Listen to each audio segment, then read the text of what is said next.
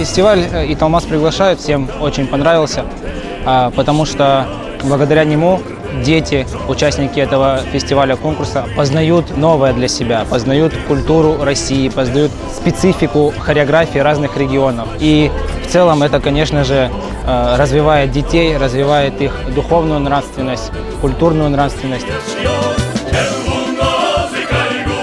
Я очень рада, что мы приехали на этот фестиваль. Он очень красочный, можно наблюдать за разными национальностями, за исполнением разных национальных танцев. Я считаю, что такие мероприятия нужно проводить обязательно, потому что это большой опыт для всех. Можно познакомиться со многими сильными коллективами, и у каждого можно что-то посмотреть и узнать для себя нового. Мы благодарим организаторов за великолепный фестиваль-конкурс. Мы желаем, чтобы он жил долгие-долгие лета, и мы обязательно приедем к вам еще и еще. Приглашайте! Я всех искренне поздравляю с началом хорошим, с почином.